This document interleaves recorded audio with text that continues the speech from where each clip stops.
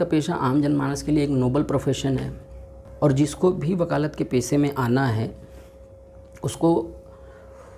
सारा जीवन एक विद्यार्थी जीवन की तरह जीना पड़ेगा। ये अद्वितीय पेशा है जिसमें व्यक्ति का ज्ञानार्जन करने की जो प्रक्रिया है वो सतत चलती रहती है और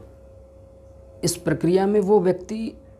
एक संघर्ष के दौर से भी गुजरता है और उस संघर्ष के दौर में वो एक लौह स्तंभ की तरह से मजबूत और तटस्थ बन जाता है।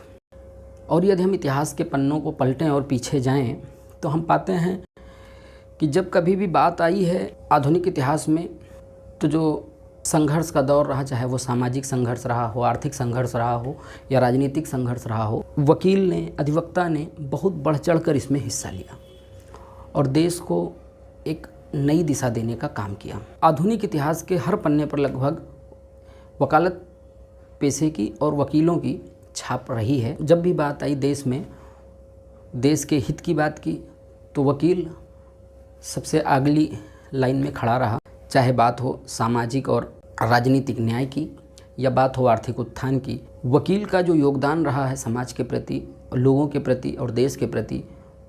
वो कोई नकार नहीं सकता। देश के लिए वकीलों ने एक इंजन की तरह से काम किया और लोगों को रास्ता दिखाया आगे कैसे बढ़ना है। समाज में उपस्थित कुरीतियों से लड़ने के लिए भी वकील ने सभी ताने बाने को तोड़कर हमेशा परिवर्तन, सकारात्मक परिवर्तन के साथ खड़ा रहा। और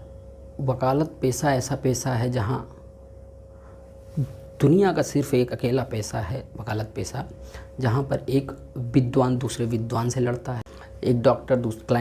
पेशेंट्स का इलाज करता है, एक इंजीनियर अपने क्लाइंट का घर बनाता है। लेकिन कभी दो इंजीनियर नहीं लड़ते, कभी दो डॉक्टर नहीं एक दूसरे से लड़ते। लेकिन एक वकालत पेशा ऐसा पेशा है जहाँ दो वकील एक दूसरे से लड़ते हैं, दो विद्वान एक दूसरे से लड़ते हैं और दोनों ये कोशिश करते हैं उनका जो क्लाइंट है उसको कैसे कुछ रिलीफ हम कोर्ट के माध्यम से दिला सकें और समाज में उसकी स्थिति को और बेहतर कर सकें।